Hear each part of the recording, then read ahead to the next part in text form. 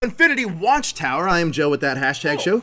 Joining me this week, Johnny has made his triumphant return, and filling in for Jezzer is Pumpkin Face, Miggy Spicy. Woo! And today we have a lot of new topics we're going to be talking about. Guys, are you excited? Well, first of all, I have to ask you, Johnny. You were just in Portland for a comic convention. How was that? Dude, it was amazing. I went to Rose City Comic Con.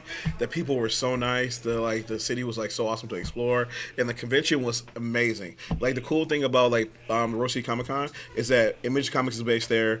Oni Press is based there. Dark Horse is based there. So there's all these creators who come in town, check with the editors and everything like that. So I had the chance to meet a bunch of dope creators who I've never usually get to see. I met David Walker, met Brian Michael Bendis, got to meet all these super cool creators and everything like that. So honestly, it's an awesome growing convention that everyone should go check out at some point. Where does this rank in your convention list of favorites? Just above Long Beach? Several steps above Long Beach. Honestly, I would have to say low-key, it's this is probably because SDCC is on its own another level and everything like that. So I think everything starts with SDCC. But the second would be Rose City Comic Con for me. Okay. Because it's very accessible, it's easy to get to, and there's a bunch of things to do in the city. And it's still a low-key convention. It's not say, for example, New York Comic Con, which can be another SEC where you're kind of getting burnt out. Yeah. This is a more low-key, more chill, relaxing convention. Again, we get to go talk people, meet some of your favorite creators. And Migdalia was also at a comic convention this week, the Long Beach Comic Con. Yeah! Chat me up! Yay! Chat me up about your experience in Long Beach, California. Well, this year we were put into the basement of the convention center. There was The basement?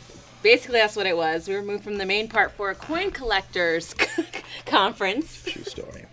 And And there Crab was or Lobster Fest. and Lobster Fest. Lobster and, Fest? Easter Sunday service. I don't know. There was 4 events going on at once.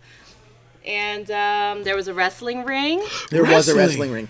True story. There's wrestling matches going on throughout For the convention. $20, you can go in there and get slammed, body Was that a real thing? Mm-hmm. You can get body slam for $20? I didn't know that. There was a tag team match. You could have did a whole match thing. You could be in the match? Mm-hmm. I didn't even know that. Wait, for $20, Yeah. we can wrestle wrestlers. Wait a minute. For Don't the belt. usually wrestlers get paid to wrestle? Exactly. You would have to get Yeah, paid but this is them? a convention, so of course they're going to suck you dry as an attendee. That's what she said. All right, so we're going to move on to our next topic, our first topic, actually. So before anybody that's new to joining us, the Infinity Watch Hour, we pretty much talk about everything that's happening, everything that's trending in the superhero world. Ooh, have fun in New Orleans, Matthew Thompson. I was just there last month. I loved it. Okay. Huh? Matthew Thompson. So we're going to be talking about everything trending in the superhero world, where that it covers movies, TV, and the comics. Johnny, before we get into our main topics, I know there's been some controversy going on in the comic world. Why don't you fill us in on a little bit of what's happening? So currently, Chelsea Kane, do you mind know her from that great Mockingbird run she did, where she made that iconic, help create, inspire the iconic cover, where the Chelsea Kane was "What's my feminist agenda?" And so recently, she was hired by Marvel to do a Vision book after Tom King's epic run. And so the thing about it was though is that she has this whole 6-issue storyline planned, everything like that. She has this artist, and this was going to be this artist's debut role and everything. But Marvel contacted her and said, okay, well, you know what? Instead of 6 issues, we're going to do 4 issues. And then they just contacted her and they just canceled the series. Ooh. And they said, you know what, we want you to kind of keep quiet about this, don't say much and everything like that. But people who know Chelsea Kane knows she's not going to say quiet about anything. Yeah. She's been on Twitter all day, kind of going about explaining to people the situation that happened. And a lot of people are looking at this another Comics Gate situation, where another 2 female creators have been kind of unjustly pushed out of the industry and everything like that. And so there's a lot of questions being raised towards Marvel right now. Damn. Now, why don't you talk to us a little bit about what Comicsgate is for those people that don't know what that is? So Comicsgate has kind of started because there's been a lot of discrimination going on against creators of color, women, LGBT, and people who just support those communities. There's a YouTube channel out there called Diversity in Comics, and that YouTube channel pretty much came up with a list of creators that said, you know what, you should not support these people, you shouldn't buy their books, and blah blah blah. And so now it's kind of called this hate tornado in a way that's affecting all these different creators. It's recently started to get picked up by mainstream media, Newsweek, a couple other outlets have gotten started to cover it now, but it's been happening for about the past year. Wow. So hopefully this is going to change. Hopefully we find out more with what Chelsea Kane's talking about.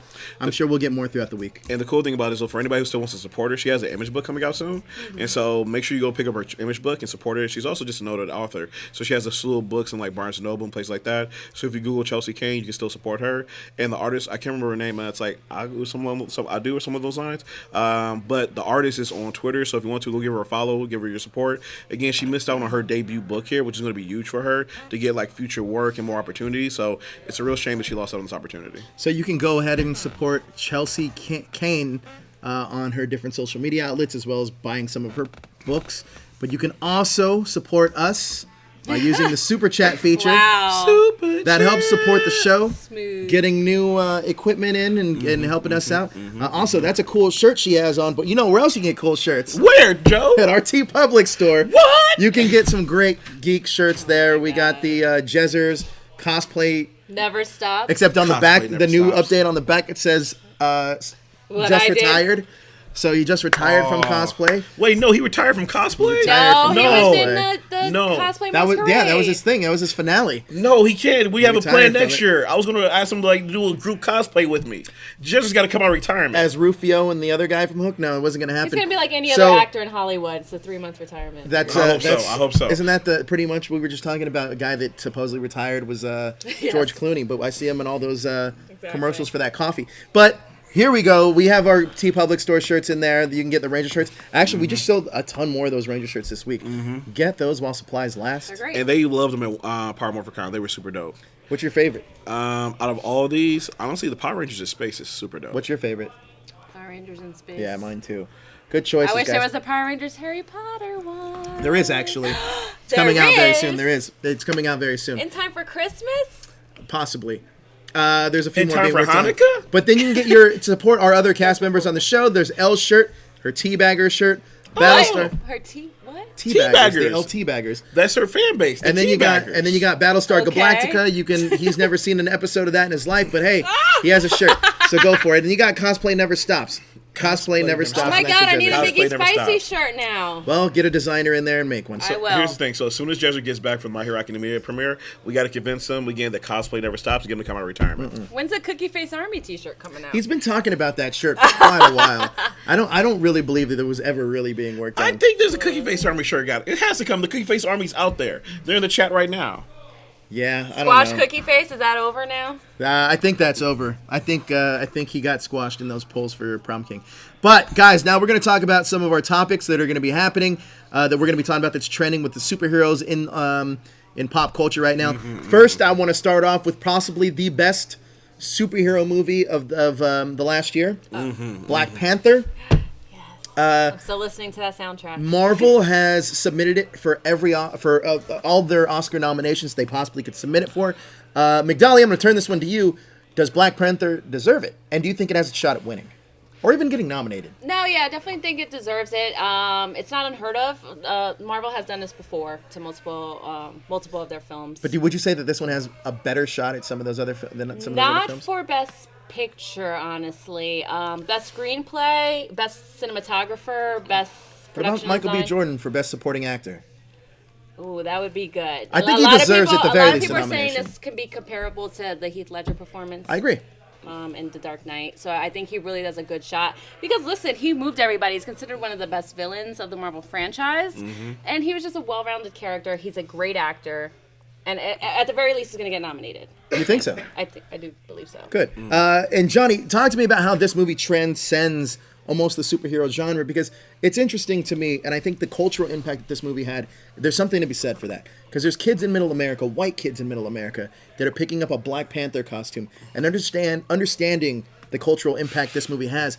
At the very least, it deserves to be recognized for that, right? For sure, because the cool thing about this movie is it proved a lot of people wrong, just as the Wonder Woman movie did. Because a lot of times before this movie came out, before Wonder Woman came out, the excuse was like, oh, you can't have a successful superhero franchise movie based around these types of people or these types of gender Not people. just a and everything superhero like that. movie. Exactly. So then the excuse was always, well, financially the data shows they don't do well. But the crazy thing about it is that Armie Hammer, he can have a bad movie, but Armie Hammer still gets 5 more movies.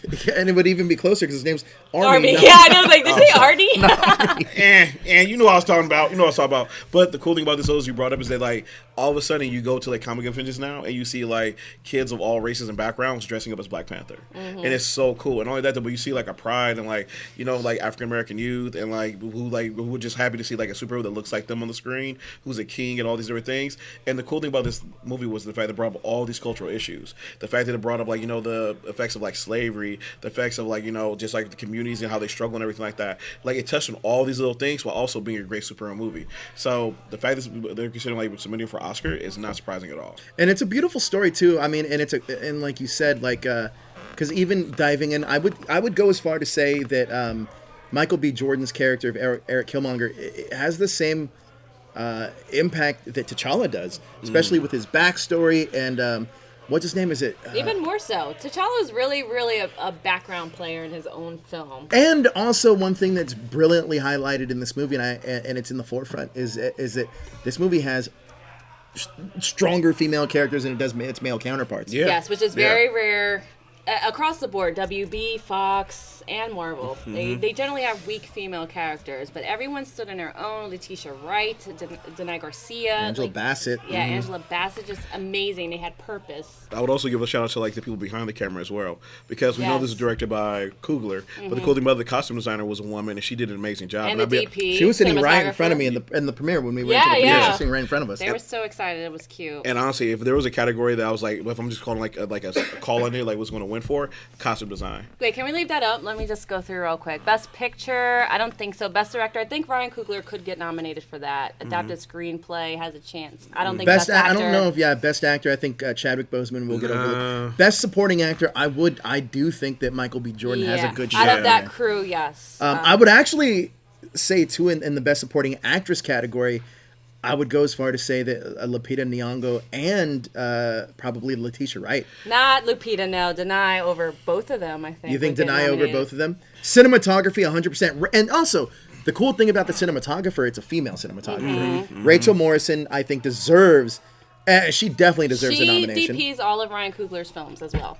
So. Yeah, and her shot selection is amazing. Yeah. Like, you've seen Creed, it's so good. Interesting thing about Ryan Coogler here, he said that having Martin Freeman and Andy Serkis in a scene together was like the first time he's directed two white actors. But realistically, I would say for a guy that's so grounded, and you can almost tell that Ryan Coogler, I said this when I met him, is that if anybody cared as much about their job as much as he cares about making movies, this world would be a better place, because that guy has so much passion so passionate about the films he makes. But I think for the ones it could win for sure best is costumes. the best costume and the original song, All the Stars. Like that is an amazing like the song soundtrack and is definitely going to get yeah. like a nod. And could you go back real quick, because there's one person we forgot real quick who I think could like low key sneak in there. Like he won't win, but they probably might get a nomination.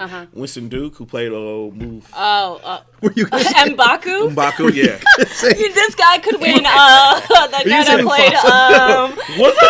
Was I? Nah. Sound like he was gonna say Mufasa. Yes, I would. He really But affected yeah, your but I opinion. had to pause real quick. Like, I'm terrible with names, but like his performance in there, he stole scenes. Yeah. He stole scenes like several times. Like that was kind of the bad part for like Chadwick. I feel kind of bad with him because his like supporting actors, Michael B. Jordan, Winston, they were just bringing their A game. No, for sure. And I think it's going to be a great year for the Oscars because along with Brian Coogler, I think Steve McQueen's going to get nominated for Widows.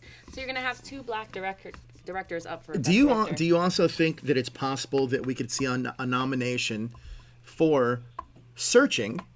And I wish, but I think because that's an gonna Indian director. Fly under the radar. It's a great movie, yes. and Crazy Rich Asians. Ooh, Do you think that we could dope. see a real impactful Oscars if those movies get nominated? Maybe because they tried to do that old popular category one, Which I think was a because stupid they saw idea, Black but- Panther and Crazy Rich Asians. Another one is come John up there. Krasinski for Quiet A Quiet Place. Yeah, but I think that's not really a popular film. I think Sure, that sure. could have slid into the regular Oscars. I think it was specifically made for Crazy Rich Asians and Black Panther, and they were like, well, we're not going to really consider these movies, so we'll make a whole category, and they suspended it. I agree. I would also say maybe like Avengers too, though, because I remember when Avengers came out like those years ago. Avengers, you were talking about Infinity War. The first Avengers. When they came out, they actually came and presented an Oscar. Robert Downey Jr. kind of cracked the joke, but it really wasn't a joke. Is that how does a movie like gross the most in a year but not get nominated for anything? Right. And it was like, Oh, he has a point. Well, I mean, I think it's a fair assessment. On that train for a little bit. What about Infinity War? I don't think it deserves Best Picture. You don't think that was Best Picture quality material? I don't, unfortunately, because I feel like the Oscars are about the arts, right? No. I want to know what you personally think. No, I don't think so. I think that Infinity War, I think they did a great job of directing the movie and juggling so many characters.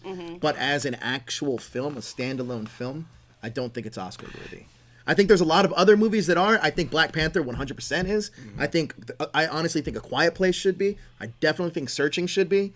I haven't seen Crazy Rich Asians. There's a movie I saw called The Wife, which I thought was brilliant. A lot of people crap on it, but you're hit or miss with this. Hereditary is probably another one. I love Hereditary, yes. So there's a lot of movies that are in this category. By the way, Electric Tiger, it's your first stream. Thank you so much for joining us. Hi. Wait, Johnny had a sidebar. Go ahead, Johnny. I was gonna say, like, to piggyback off that, like, I kind of agree, but also kind of disagree with Joe. Like, one, I kind of feel that this might be one of those Lord of the Rings scenarios because we have the next movie coming. I kind of feel like after the next movie is like when we like might see the war start coming in for it, just like happened with the Lord of the Rings. But at the same time, though, I wouldn't be surprised if it did get some nominations, though, because kind of like you said, this is about the arts, and a lot of times the arts is about breaking new ground and doing something that's been done before. Right. And the thing about it was, though, is that you brought up the perfect point because this film is like the culmination of like 10 years worth of work. Exactly. The thing about it is was that you didn't have to do like all this like character like build up and everything like that because people went into this already know the characters from all the previous like 20 films that you'd already done. Right. But that's the reason why I also believe that they'll get the wins probably with the next film. Yeah, because again, this movie was fast paced. Yeah, it's a culmination. I agree exactly. But It I'm was talking fast about paced. like Everything Best went well. Picture, Best Director, because like you Listen, said, if Creed 2 is great, because Creed 1 was brilliant, I thought. If Creed 2 is great, it probably deserves a nomination. But I'm just saying that, like, I think that, by the way, Blackwing said that he doesn't think that Oscars don't care about superhero movies. I disagree. No. I think Dark Knight was a proof of that. I just don't necessarily think there's been any superhero movies that are comparable to that up until now when we have Black Panther. Wonder Woman, maybe. Wonder Woman actually is I don't think Wonder Woman's like best Oscars. No. But it definitely like best maybe screenplay. I mean, it deserves something. But maybe even best director. I just think with Infinity War, the way the two directors juggled all those characters that were handled and created and crafted by a bunch of different directors, I don't think we appreciate how hard that actually was. No, I 100% agree with you on that. I don't disagree at all. I actually think that they did a great job of maintaining. Giving everybody a moment. And that has to be hard to do when you don't have an ownership of a lot of those characters. And not only the bravery, but too, because if you think about like Empire, people compare this to Empire Strikes Back because they both end on those somber notes. But if you remember Empire Strikes Back, ends on like this somber note, but it's always like this note of hope as well. It's like, okay, no, we're going to search, we're going to find Han. We're going to this, like plans are in the works. Don't worry about it. There's going to be a sequel. But when you think about this one though, when it ended, no, it just ended. He's looking for the next topic sign. He's going to give it to us. There you go. All right, so we're going to talk about our next topic. Where's the open the next bottle sign? So yes, Black Panther, completely deserving of an Oscar nomination. I actually hope it does take a lot of those awards. Let's make it away. Interesting this year. Yeah, let's make it different. But talking about different, this would be a completely different Batman if we get Kit Harington.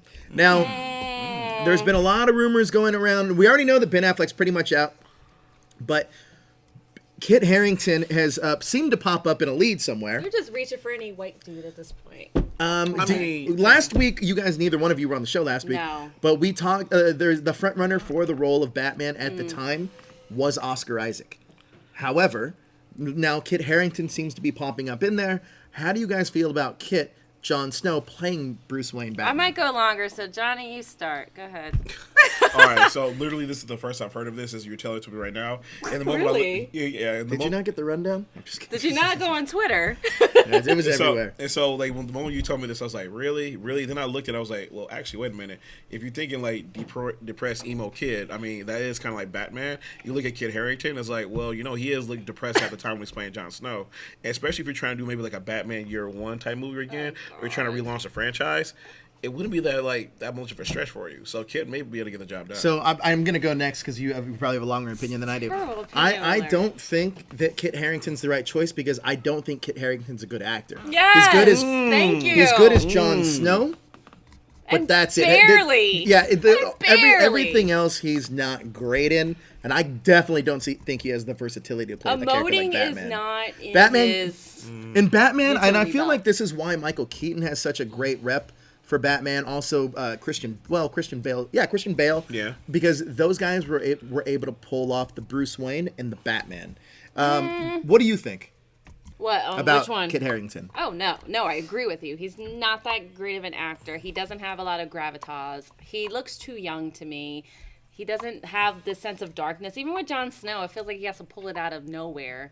Really? Yeah. Yeah, I think Jon Snow's more of a character that is like dumb luck. Yeah. And I don't feel like he's a cerebral guy. I don't feel like he carries the tragedies that he's actually, gone through as a character. I don't ever feel like, he's a character with the weight of the world on his shoulders because he doesn't portray that. No, it's terrible.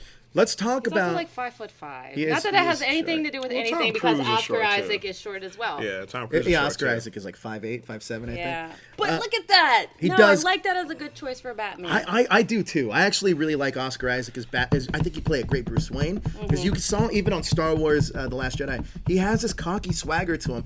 But if you've seen him in other, if you've seen him in other projects, he has the versatility to be a Batman and a Bruce Wayne. I really do like Oscar Isaac for this choice. But let's go to who would make the best choice for Batman. What else has Kit Harington been in? That movie that was also about slaves that was taking place in like the Game of Thrones times. What was it? Pompeii? Pompeii. Oh, He was okay. also in a Oh, movie the with volcano. Alicia Vikander. Forgot what it's called. Purple Tulip. Pretty or forgettable. something like that. Pretty Yeah. forgettable. He's gonna be in something else, and yeah. So let's talk about let's right. let's have a little discussion on the perfect Batman. Okay. I know that you really want Jon Hamm. Me? Am I really the only one? No. Listen, case number one. He's already played Bruce Wayne, and it's called Don Draper. And you It's know that called Mad Men. he also has probably played Batman in one of those commercials that he does for taxes. So it's a possibility he's already played Listen, Batman. Dick Whitman was like his Batman mask, and Don Draper was Bruce Wayne. Is that your top choice? Yes. You? Idris Elba. But if I can't go with Idris, Why can't you?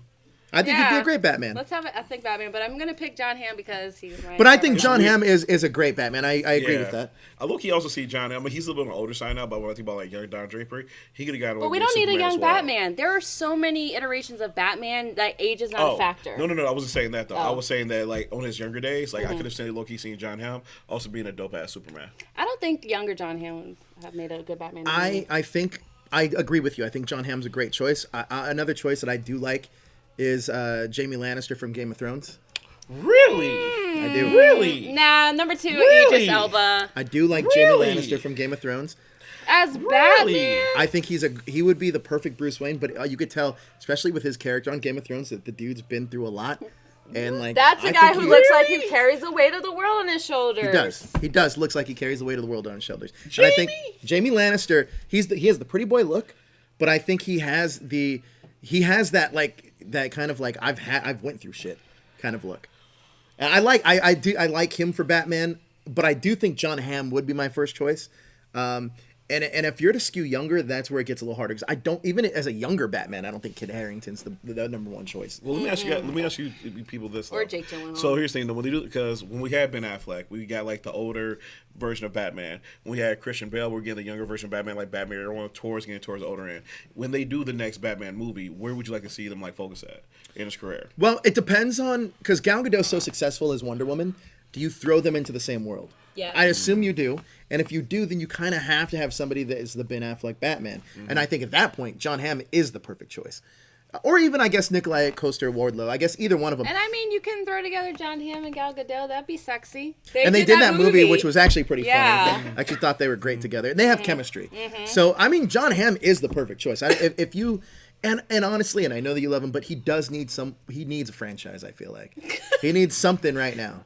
He wanted a low-key franchise. does. He could have got He one low-key by does, now. though. Like, He's he's been out of He's been a out of movie work for a actor. minute. No, he hasn't. He's in the Bad Times at El Royale. Yeah, he's been out of work for a while. been out of No, work he for a while. hasn't. Yeah. He was Batman really- ended like 3 years ago. He was Are really, you kidding me? he was really Yeah, banking for a on Top Gun 2 You to guys go into are production. such haters. We're gonna move on. haters. We're to looking True at his Story. I don't see you We're on an looking at his AMC resume. television show or doing commercials, earning millions of dollars. Well, I'm sure that we could probably do tax commercials, but All right. we're gonna move on to our next subject, which is Daredevil season 3. Aw, We had Tom Hanks a some more. trailer drop, sort of a trailer drop, Teaser. teaser drop. First and foremost, I got to ask, guys. You talked about Iron Fist a little bit, and this isn't an Iron Fist story, but a lot of people are really receptive to Iron Fist season 2. Are you excited about Daredevil season 3? Heck yeah. The thing about Daredevil is like it keeps like it's kind of like the mainstay. It's kind of like the Iron Man of the Marvel television shows in a way because like it came first. Everyone thinks it's like kind of building off of it. And so the dope thing about it is that like it keeps like up in the ante every season. In season 2, not only did we get a really cool like Daredevil story, but we also get introduced to the Punisher, who went on to have like arguably maybe the best series. And then in season 1, we had an amazing Kingpin. So as we go into season 3, I'm expecting low-key the return of the Kingpin, and maybe it's to see like again maybe the introduction of like again bring back Elektra, Bullseye. Again, I'm looking really forward to this next season. Did you watch any of Iron Fist season 2? I barely watched Iron Fist season 1. So are you kind of over this Netflix Marvel stuff? Yes. I didn't even try Luke Cage season 2. I think I'm pretty much sticking to Daredevil at this point. Jessica Jones season 2 was even like, I didn't get through season 1 yet. I'm still halfway through. Ooh. I mean, I just don't know why Daredevil's been able to captivate me through the whole season and all the other shows hasn't been able to. Yeah, Jessica Jones season 2 is tougher for me to get through. It is. It is. It's a lot tougher. Yeah, it doesn't stand up to season 1, that's for sure. But I do like Kristen Ritter. Yeah, I do like her. I do like the character. So that's the only thing that keeps me on that train. Let's talk about this. Now, this is going to be the introduction to the Marvel Cinematic Universe's version of Bullseye. Are you excited about that? Who's playing Bullseye? It's a great question that I don't know the answer to. It depends all on that. Colin Farrell is actually playing Bullseye. Yes, bring him back. He did not do that bad a job with Bullseye. The tattoo looks stupid, but all in all, he did not do that bad of a job. Nobody in that movie, except maybe Jennifer Garner, did that bad. Hey, the movie just speaking of which, I think that Colin Farrell as an actor's improved immensely. Oh, yeah, he's great now. He's a good actor. Like, now. But, like, remember back then, Minority Report, like, I know, SWAT. era? SWAT, yeah. Wait, SWAT's a great movie. Phone Booth? We're talking about him as an actor. Yeah, SWAT is an amazing movie. I don't know. Phone Booth. Of course you would like that. If Jezzer was here, he would agree with me right now. SWAT is dope. But Jezzer's favorite franchise is Fast and the Furious. He thinks Fast and the Furious is amazing. Franchise. It makes money across the world. It is the future of cinema. That doesn't make you the best franchise ever. It doesn't? No. Because you make money? No. All right.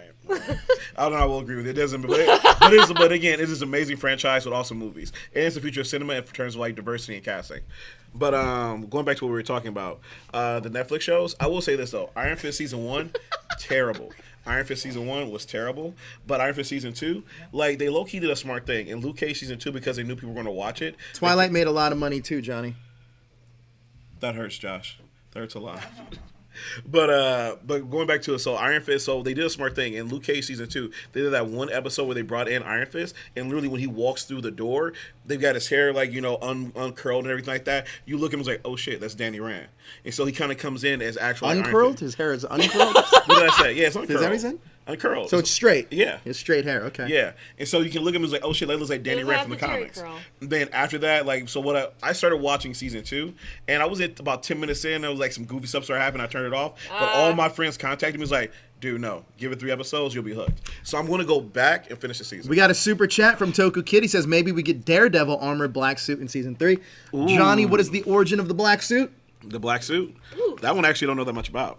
Ooh, I'm a big Daredevil fan, but just stumped Johnny, yo! The black armor, I know he had happened when he was like became evil and everything like that, and he got possessed by like it was like the Shadowland storyline. Oh, the Shadowland. Yeah, it was when Iron Fist like took over for a while in the role because he got possessed by this like evil spirit within the hand and everything like that. He actually became like a demon, and so I mean, if that ends up happening, he goes like full hand. That could be pretty dope. How come no one's asking the important questions here? How the hell did Daredevil survive the underground tunnel explosion thingy-majigger? Hello? Maybe Does no one remember the end of the Defenders? They might explain it in season 3. Maybe explain it in season 3. Oh, whatever. All right, we're going to move on to our next topic, which is going to probably be a short story, but Supergirl trailer Pass. drop. Are you excited about Supergirl? No. Yeah. Next story. No, we're going to stay on this one for a little bit because there was a suit reveal. Johnny, with this suit reveal, hopefully we can get it on the screen here. But with this suit reveal, I want to see if, what is this a throwback to any Supergirl suit that you would know about in Superman storylines at all? This looks familiar to something they like did it like a couple of years ago, but like no, this looks like totally new to me. Because it reminds me of the Lex Luthor suit, that Superman Lex Luthor suit, but it also reminds me of the animated series. of when Supergirl and Superman went off into space. Ew. Oh, when Superman, you said. Scissoring? So. Kryptonite poisoning. Oh, okay. Yeah, but like because the animated series, like we used to wear like the metal suit and everything like that. Yes. That's Yeah. scary. Yeah. Supergirl got dark. Too scary for television. It looks Children interesting. watch this, don't they? Looks interesting. I think the way like I love that glowing S right there and everything like that. Damn it, they're gonna make me watch an episode of Supergirl. Here we go. We're gonna Is that see this at the Steel? next convention. That's What not the Steel. Who is that? I don't even know who that is. That looks like Doctor Doom from the Tim Story Fantastic Four It's films. like a male version of Madame Mask. Yeah, I don't know what that is or who that is. But Supergirl is on the way. She's going to be coming back this fall. I will say, honestly, I'm probably not super excited about this. About Supergirl. Can I ask a question? And my apologies, it's gonna be this kind of reiteration of Joe's question, but like, are we kind of over the DC CW shows at this point? We got another super chat. I'm surprised that Supergirl is still running. LOL, but that's by Larry Newbill. Yeah. Oh, this is going to be a lead-in for Charmed. They're both premiering the same day. Are we excited for? Sorry, are we kind of over the DC CW shows at this point? I've never Not if you're started Jezzer, but if you're, I like Legends, and I'll tell you the only reason I like it is because it's a dumb superhero show Yeah. that just kind of like makes fun of itself. Yeah. I think it's fun. Bibbo. Yeah, Bibbo. But like other than that, I'm over Arrow. I think Black Lightning's pretty good. Yeah. And I actually been watching The Flash lately, and it's okay. See, the problem is though, I can't watch Flash week to week. Neither can I, dude. I have to binge it. Yeah, I can't watch it week to week. Because then I can skip stuff. Because I gotta be real, like I like the Flash, and I think the cast is amazing, but I can't deal with Barry Iris problems every single season. Yeah. So like I have to like skip that stuff over. And it's always a new gimmick every week. Like the last episode I watched, like Ralph and the other guy got shrunk. Like I was like, yeah, it was like, and I think the title of the episode's "Honey, I Shrunk the Flash Team." Like legitimately, that's the title.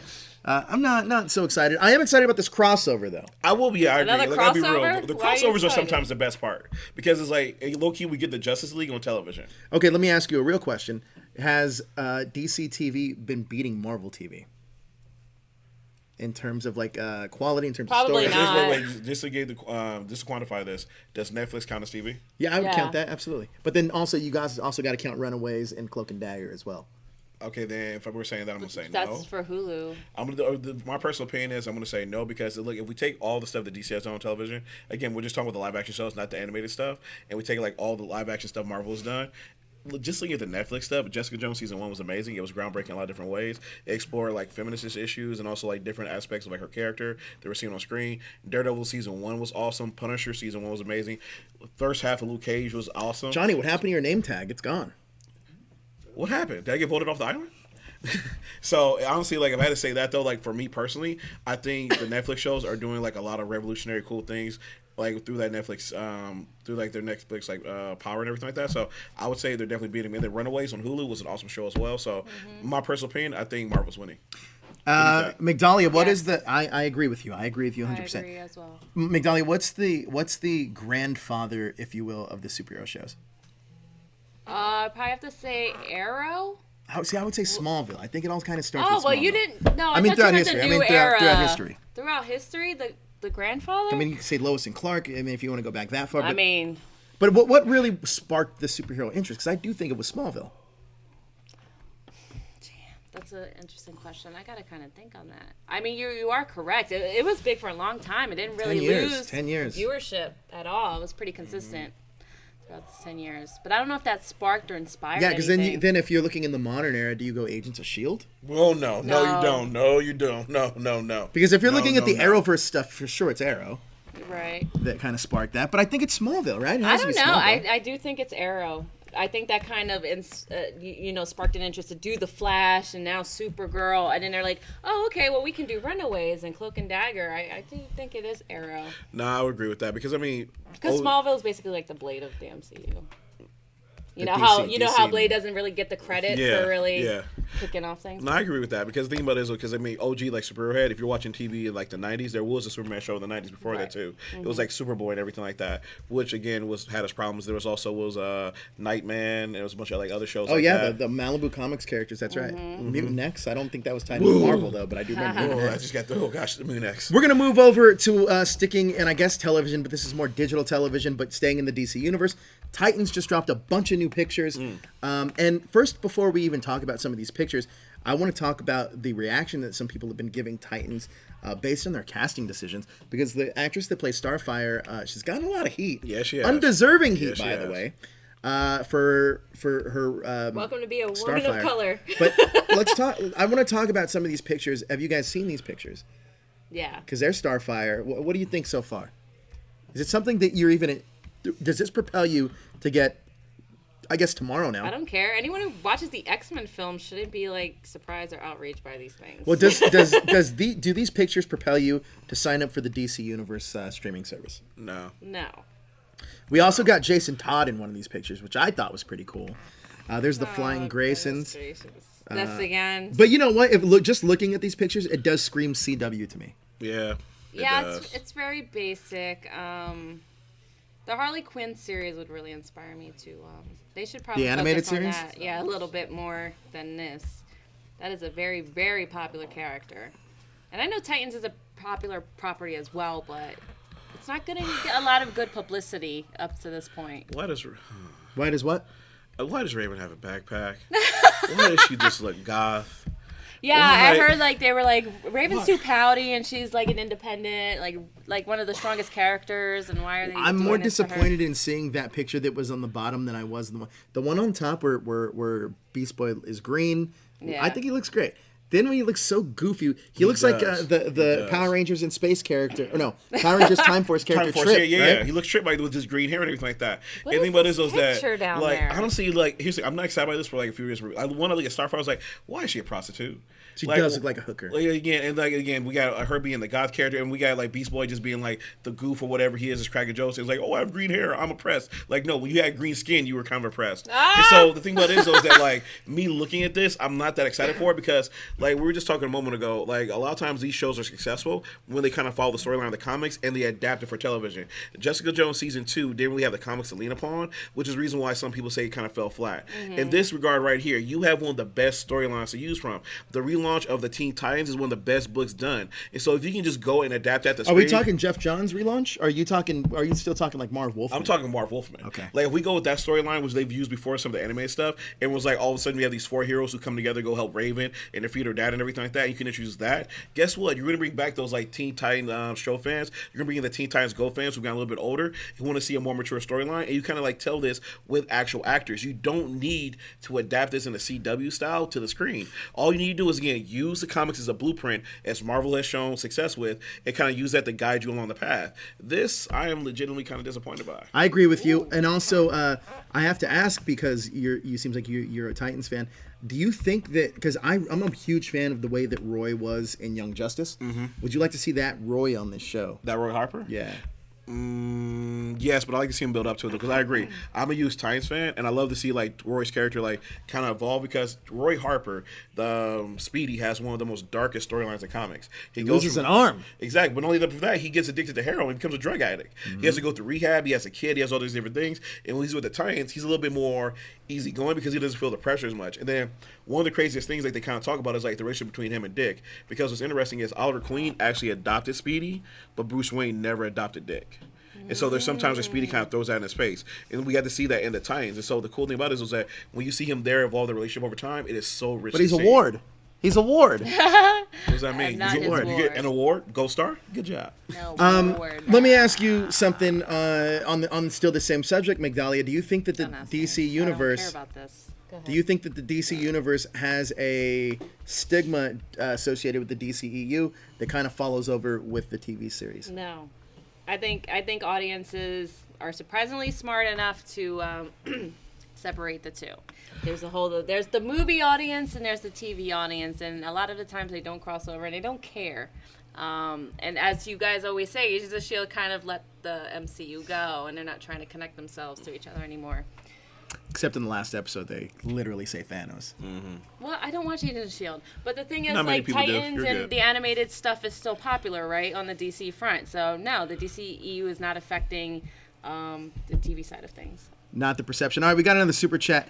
Toku's kid says he's more excited about Young Justice than he is Titans. So am I. Same. Young Justice Season 3, so excited for it. Hopefully Wally West returns. All the more for that one. Let's move on. Well, Go ahead. We'll just ask one question, though, because, like, so this is the Titans, and the thing about it is when we go into that Titans picture and we look at them all standing there, there's somebody noticeably missing. Cyborg. Wonder Girl. And so, Wonder Girl. and so let me ask you this: do you think it was a mistake on the part of like the DC Entertainment people to take Cyborg away from the Titans and to include him with the Justice League? No, Well, because they know their budget. Well, No, go also ahead. Cyborg is going to be in Doom Patrol. Oh, okay. So maybe there's brand confusion. I do think that brand confusion does definitely play a part into some of this because I remember, and this may be way back in the day, but I remember when Smallville was coming out, but then they made a Man of Steel, or sorry, a Superman Returns movie. Yeah. And I remember, I think it was my dad, was like, but is it the guy from the TV show? And I was like, no, it's another guy. He's like, why is it another guy? It should be the guy. And it's like, yeah, all right, well, I get it. But brand confusion's a real thing that does exist. I think that Migdalia had a great point that I think the audience is educated enough now where that's not a problem. However, I think it's just not a problem on the DC side because we've been conditioned that way. Whereas for an example, I think that if they made a Happy Hogan TV series and they had another actor play Tony Stark, it would throw a You lot of just things picked the out most of whack. iconic character out of the MCU, though. Well, I mean, look, they're okay. Let's say that they wouldn't do let's that. say they do a I don't know, Spider-Man. another Spider-Man series, and it's like But they do. another TV show. Yeah, Live they have action? like animated No, series. live action. Live action. I don't know They're if it having flies a this. theatrical Spider-Man come out pretty soon with Miles Morales. Yeah, it's Miles Morales. It's and that's Miles Morales, animated. not Peter Parker, though. I think that's a different scenario. I don't Yeah, know. but let I me ask you this: since we're on this thought train and everything like that, do you think that's part of the reason that hurts DC? Because I remember when they Yes. announced the Justice League movie, literally, the actor of Arrow came out and said, "Wait, you're not going to have him play the Flash? Seriously?" But that's And stupid why he would come out and do that. Like, he doesn't know why they wouldn't contract a TV actor on a current series that shoots for 9 months out of the 12-month year. In fairness to what he's saying is, look at it. Henry Cavill was also a TV actor that got hired to be Superman. No, but he wasn't currently doing a TV series at the same time. That's what I'm saying. I know there was a whole Flash controversy, but imagine if the guy from the Flash on the TV series got injured on the set of the Flash film. What does that do for the TV series? I also think that's I mean, it's a what mute happens- point. I think that realistically, if you think about the Flash, just the Flash argument in general, it doesn't work. Because you have a guy that would go off to shoot a movie that wouldn't be there for his TV show. Right. Mhm. Then the show becomes null and void. Then when he comes back to the show, he's worth more money, and then they're gonna have to pay him that amount of money. So just financially, it doesn't make any sense. It just does not make sense. I can understand if Green Arrow was wrapping up, they want to turn that into a movie. Sure, that's Yeah. a different story. But if you have a show that's going to be a reoccurring show, and you get this now movie star actor to do this, because he's just not pigeonholed as the Flash anymore. He'll be Grant Gustin, the movie star at this point. That's a different story. So should they have avoided? Because you guys bring up a lot of like logical, like great points and whatnot. So maybe with this Justice League movie, maybe they shouldn't have included the Flash. No, I think that the Flash is a staple. You kind of have to, but I think that they really have to. I think DC isn't a problem because they really have to. They should have just not made a Flash TV show, realistically, or they double down really hard on their multiverse, which we have. The TV show's handling it well, but the movies needed to do that better. I think that's the biggest problem. But I agree with you because, I mean, realistically, if you get a movie star to do like a TV role at that point, he's going to cost just more money to keep doing that But show. it's just the time, you know. He shoots a TV series for 9 months. You shoot a movie like that for 3 to 6 months. Then promotion is like 3 to 4 months. So it's pretty much a year It's commitment time. type deal. Yeah, So, yeah. it's just like he He can't cannot be a do both. And especially on Justice League, they shot the movie for like 3 years. Yeah, Because of all those exactly. reshoots. So Yeah. And he haven't held gets up. injured, like he's screwed on both fronts. Yeah. Like, what are you Yeah. gonna do? Iris West is gonna front the show for how much Yeah, long? but I will say, like from an outside perspective, because I agree with you about the film points and everything like that. Yeah. I'm not saying that he should have played the Flash, but I will say though, it does get confusing a lot of times when they do this. Where it's like, wait, so you have a Superman here, and you have a Superman on Supergirl, But I don't think and you so. have a Flash here, and you Do have you a Flash guys really here. think I that's do. confusing? I do. I would be honest with you. I We would. grew up with that though. But here's the thing, though. I would add it maybe to the reason why those movies aren't successful is like the Marvel movies. Is in addition to many other things. But I would add that to the still part of the reason why they're not successful. But I also agree, too, that it's a little confusing because even casual fans that watch some of these Netflix series are kind of they're baffled that it doesn't connect with any of the movies. Like, you're never going to see the Punisher show up in Spider-Man. You're never going to see the Kingpin, which is a travesty, show up in Spider-Man. And honestly, the fact that we don't see some of these Netflix heroes show up in these is a travesty for themselves because they were doing amazing work. But it goes back to the point you made a minute ago is that, again, the moment they appear in those films, they're movie actors now. They're worth a lot more money. Yeah.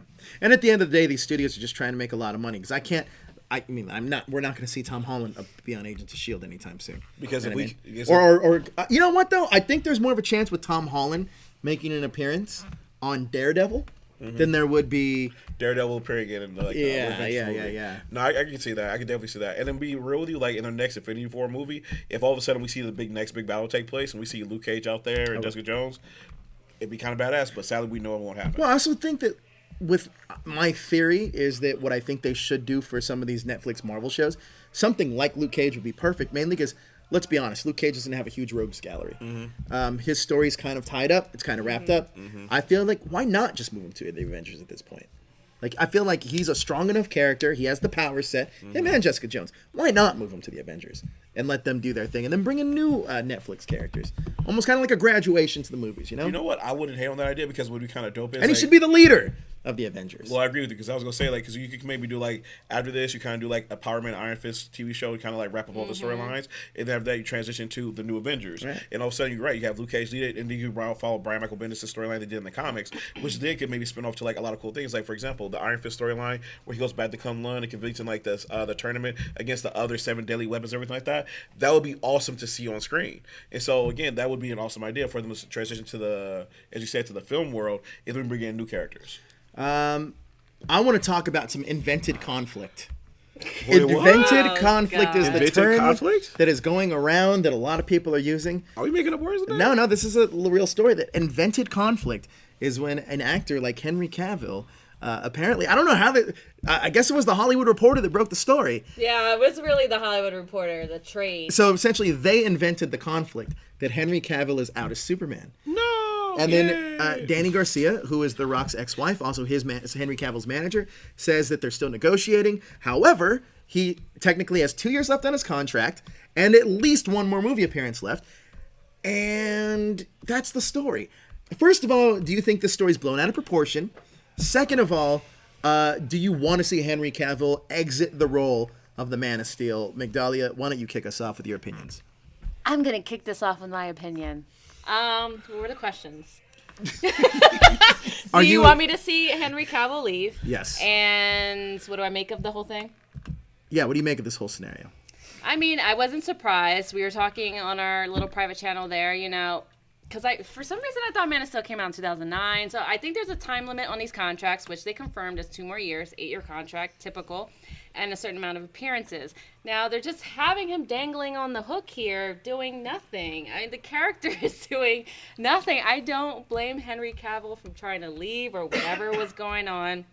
But maybe his publicist did leak this to THR, the Hollywood Reporter, to kind of put pressure on DC to put Henry's movie at the forefront. Which is not unheard of. Exactly. They want to stir the pot and see, you know, who would be like, get the Superman movie out now, and this is an outrage, and oh, what the hell are you doing? Because they kind of want to gauge the audience interest in this. And should Henry leave, I think that would be a big blow. Between Henry and Ben Affleck, I think it would be a big blow. Henry now is a bona fide movie star, especially after Mission Impossible. Oh yeah, I think it's fair to say. I don't know if he's a bona fide movie He's a star. movie star. I think he's on his way to something. Gave them hands. And he's telling WB right there, like, listen, Mission Impossible, I got great reviews in that. This made a lot of effing money. Either give me my movie or I'm out. Exactly. I'm pull a Dave Bautista. Yeah, tell him, Migdalia. Yeah. Johnny, over to you. What do you think? Because he's definitely not going to re-sign another contract with WB. I'm sorry. I don't see it happening. You think he's out? I think he's out when those 2 years are up, yes. So, let me just preface this by saying, Justice League. I went and saw it, and it has a lot of problems with it, as we all know and everything. But one of the redeeming moments was, as I watched his performance towards the end, and it's my guess that this was directed by Joss Whedon, he inspired me, and I was like, oh crap, that's Superman.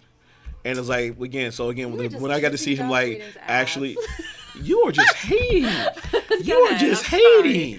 He did. Like you're saying, in those last final moments where he's actually smiling, being the Man of Steel, carrying that house and everything like that, when he's with the race with the Flash, it's like, oh shit, that is actually Superman. So when I saw that, I kind of want to give Henry Cavill another chance, and more like, again, with a better director, a better writer, a better script to play Superman. I kind of want to see it. However, at the same time, though, if he were to leave, it could give the DC Universe a chance at a fresh start. Oh, come on. Got another super chat by Toku Kid. He says Matthew Bomer for Superman. I told you. Joe didn't like that choice. I don't think Matthew Bomer is a good choice. I think he's a little too old. I mean, that's saying I love James Marsden, right? Yeah. But I feel like he's a little too old at this point too. So that's me. So Stop I being like an him. ageist. Okay. So this is me. I like the guy. Again, he showed me he could actually be let's Superman. let's get Robert Redford in there as Superman. I think would be a great choice. Okay, now you're right? telling me to a Clint 70-year-old man Eastwood. compared to a Me 40-year-old guy. we go. Being an ageist. You always go. have to just Clint Eastwood go would be way great. overboard. Anyway, go ahead. Get off my lawn. That's gonna be Joe. That's Josh already. Pretty much. So yeah. So would I want to give him another chance? Definitely. However, if he did leave, it could give them a fresh chance with a new Batman, a new Superman to restart the universe. Hopefully on a good foot. I don't think that Henry Cavill is this universe's golden boy. If anybody's going to be considered golden anything, it's Gal Gadot is the golden ticket to everything. Well, yeah, because Put I your think Henry focus on Cavill Wonder thought Woman. he was going to be the face of He is the not. DCEU. Gal Gadot, Yes. whatever you want to say her name, she is the face of that franchise, and let her be the face of that franchise. Figure out your Superman problems later. But what do you think about this whole Supergirl thing? And I think that's in response to Marvel's Captain Marvel, which is BS number one. But I'm okay with the Because they're Supergirl just thing. shoehorning it. They're not doing it out of passion. no, I was gonna say something different. I agree with you. You guys made a great point. Like she is kind of the face because again, she had the most successful movie. But No, they pushed her for all the marketing for Justice League. There's No. no way you're going to argue around that. no, that's not my argument. I'm arguing low key. Patty deserves a lot more credit. Oh yeah. Like her direction on that movie was kind of amazing. And the thing about it is, though, it's kind of weird because we looked at all these other these men and be like, go and build our universe and blah blah blah. Why isn't the one talk about giving Patty a shot to kind of go and fix this universe? Well, she's the only one that I think made the most kind of comic-looking DC universe when she made Themyscira. Exactly. And the interesting thing about it, I heard someone was talking about this before, is when you watch Wonder Woman compared to other movies, it's she turned the contrast up as much as she could without offending Zack Snyder. And so the thing about this was if you gave her control of this DCU, let this woman go ahead and build a good universe for you. Let her build around Wonder Woman and build these characters. Maybe she can do a great job with it. But also sometimes, they don't want to do that. Like Ava, we try to push Ava DuVernay to do Star Wars and she doesn't want to do that. Well, she's doing New Gods, so She's doing New Gods, but she even responded to a tweet of mine, and she was like, that's not something I have an interest in. So maybe Patty just wants to focus on Wonder Woman, and that's fair. Don't bite more than you can chew. maybe, but I don't think that's the case. But back to Supergirl. I think Supergirl, listen, I think that one thing that DC has over Marvel is strong female characters, and I think you need to exploit that. I think that Wonder Woman is great. They're obviously trying to do what they can with the best part of Suicide Squad, which was Harley Quinn. Yep. And you still got a lot of other strong female characters. I know Joss Whedon was trying to do Batgirl. Right? So that was on the docket. I don't know where that stands at this point. Gotham City Sirens is another thing that they're trying to do. I think that DC in general has the strong female characters. There's no you don't need a Superman in your universe right now. You give it time, let it rebuild. Same thing with Batman. You don't need to force that stuff. I think that they're doing just fine with the stuff that they have, and I think it's time to. They have a lot of characters. The one thing that they have. What do you mean? You said the stuff they have one thing. They have Wonder Woman. Well, they got Aquaman coming too. Yeah, like I said, they got one thing. They got Aquaman's Wonder gonna Woman. drown. Aquaman can't drown. He lives underwater. But I think The movie's gonna drown. I don't though. think so. But I will don't think say, it will. but I agree with you though, because Bet. I think they need to wait, but at the same time though, they do need to figure out a plan though. Because with Marvel, the moment they got Spider-Man, it was okay, we shown you how Spider-Man done it correctly. They really need to take their time, and the next time they do a Superman or Batman movie, make sure they do it correctly. Have to make sure you guys be something you can build off. Well, look, obviously Marvel had a plan on the cinematic standpoint, but I don't think they have a plan overall. And what I mean by that is their TV side has no idea what their film side's doing. Listen, I'm gonna give you an example. They made Agents of S.H.I.E.L.D., and literally after Civil War came out, S.H.I.E.L.D. was done. Then you had to know that studio executives were like, "Fuck." You know what the issue is? Because too many of those properties are based in New York City. Yeah. And they need to start which is spreading funny themselves because out more. That's what the Marvel Iron Man was universe is based based. in California, in Malibu. But he's one of the only ones. I'm talking Spider-Man and X-Men, and then the Avengers base is now in New York. And when you have these catastrophic events in the films that don't translate to the TV shows, it's That just means that it's not that big. New York City is not that big. That just means we're okay here on the West Coast. Yep. We're gonna survive the Armageddon. We didn't get invaded, thank God. All right, so if Fish Henry tacos. Cavill is out, your pick is Matthew Bomer? Go to Johnny first. Let me just get a quick. Keanu Reeves, Johnny said. Yeah, there we go. I'm good with that. The roll. I'm looking at Josh Goldman for Superman. Captain man? Jean-Luc Picard as Superman. All right, well, Superman's a harder one to cast. I actually think a no-name actually is probably a better scenario in this case. Yeah, it's really hard to think of like someone who could go from TV or like somewhere else to like being Superman. Has there ever been a Superman that's been played by a known actor like before going into the role? A known actor before? Like an actual actor that you knew of before getting the role I knew of Superman? Henry Cavill one. before he became didn't Superman. really. Because he was in Just the one. Tudors. But it didn't pan out though. But it was Dean Kane from his appearance on Beverly Hills 90210. Nicolas Cage. Nicolas Cage. That's the only Oh, one. God. But it didn't pan out. Wait, we didn't talk about the whole Michael B. Jordan Superman. Well, that's thing. what we're still on the subject, so we may as well talk about it now. Do it. Michael B? You want Michael B to be Superman? No. I actually don't. Well, what did you want to talk about then? No, that was me introing it, and then I'm gonna throw it to you, Johnny, for this question. What do you think about Michael B. Jordan as Superman? No, I don't think it works. I think Michael B. Jordan's an amazing actor, and if I had to Uh-huh. choose Michael B. Jordan to play somebody, I think Michael B. Jordan would make an amazing Nightwing, but I think he'd make a badass Red Hood. Or he makes a great Eric Killmonger. He could play something else too. Yeah, he played Johnny Storm. He could play something else No, too. he didn't. What are He you did talking play. about? Yeah, he did. In No, your he in your didn't. favorite superhero movie, The What are you Fantastic talking Four. That's about? right. The Fantastic Four, starring Michael B. Jordan They made in that? all four roles. I think Eddie Murphy would be a great Superman if you ask me. I'm just kidding. Oh my God. Wasn't he Electro? Just kidding. That was Jamie Foxx. Racist. But all right, so let's move on to our last topic, Johnny's pick That's of the racist. week. Yay! Pull this. Pull Where's this. our Play graphic? my intro music. Play the intro. Play it. Oh, there's no intro. We didn't Are you create one. serious? We still don't have an intro? Just freestyle rap. The guy you Quickly. had one job. Well, we actually have like 20, We're but. gonna take it to. Oh, look at that! He does have a thing. That's Nice. amazing. Oh, okay. Nice. I like There it is. that. There. Good job. You do have a beard. Interesting. Okay. All right. So for my pull list, I have a couple things I want to talk about. The first thing I want to talk about is this awesome book that came out from Boom this week. It's number 1. It's called Welcome to Wonderland. Wonderland? Wonderland. Wander, like a like magic to wand? wander. Yep, exactly. Wonderland. Okay. It's really cool. So it features like this young kid who's like, imagine like in their world, instead of Disneyland, they call it Wonderland. And she's a big fan. Like she's one of those people that goes to the park like all the time. She's looking for like all the little secret like nuances, everything like that.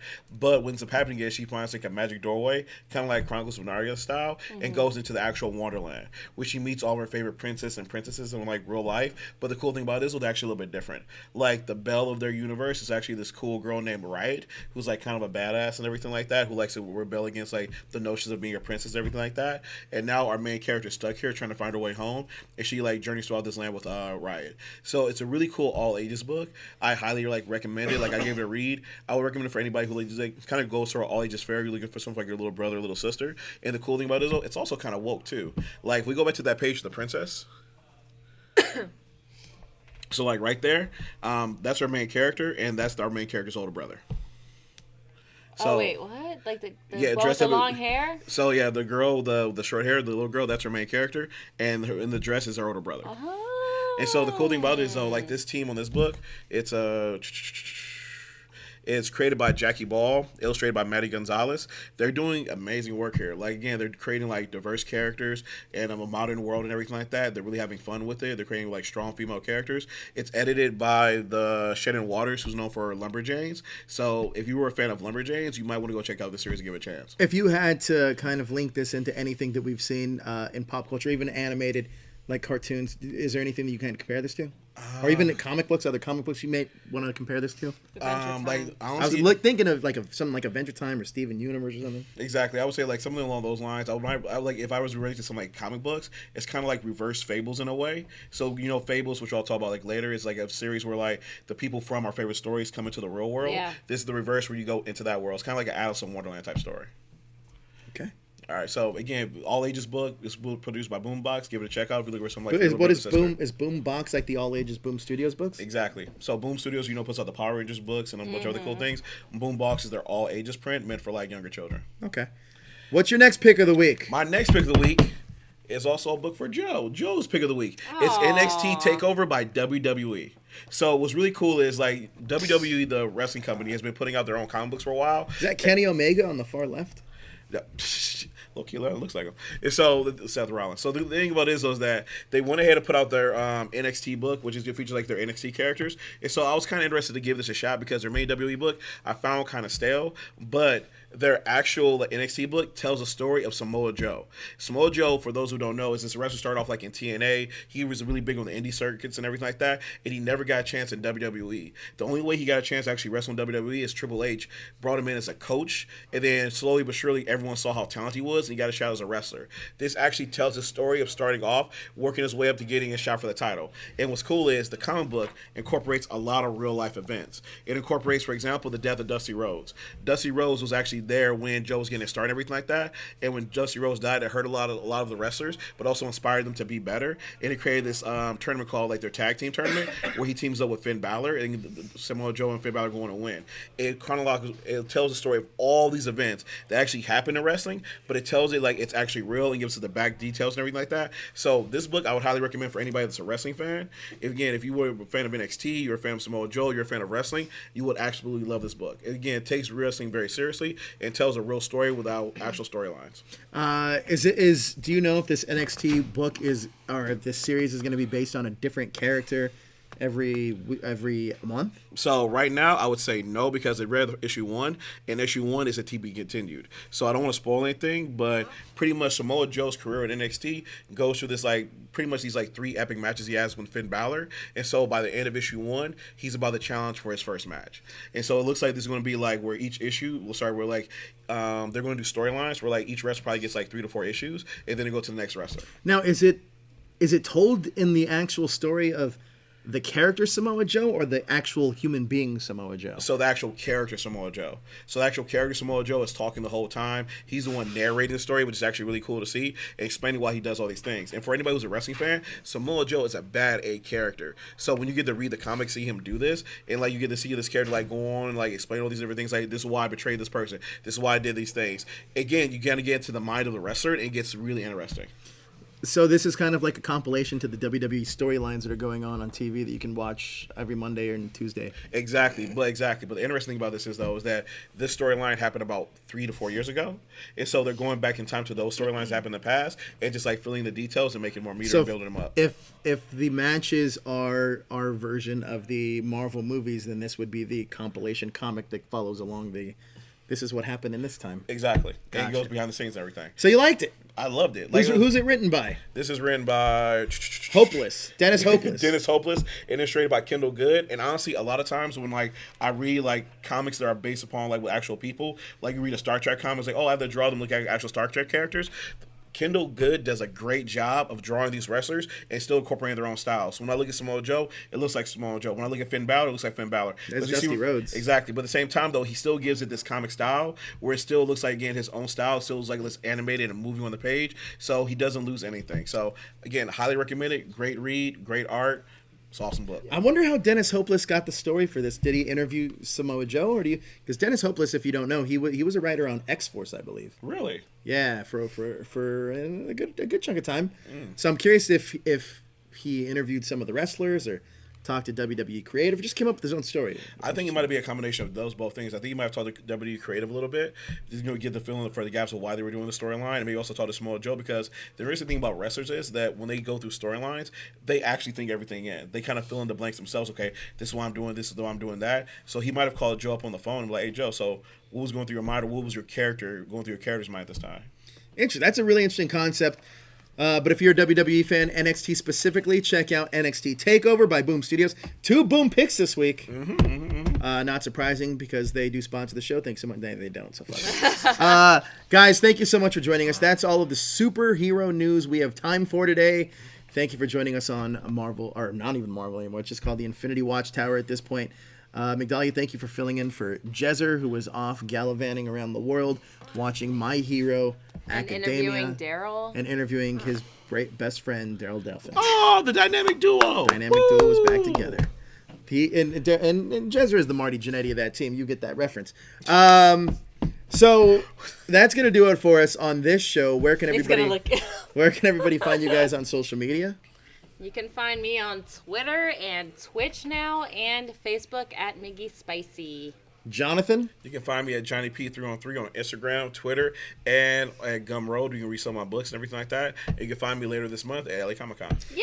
And you can find me right here at that Next hashtag month, show, next month. and all social media at that hashtag Joe. And next week, if you're in Austin, I'll be coming out to you. I'll be in Austin, Texas at the end of next week. Guys, thank you so much for joining us. Please hit that like, share, and subscribe button to stay up to date with everything trending in geek pop culture. See you next week.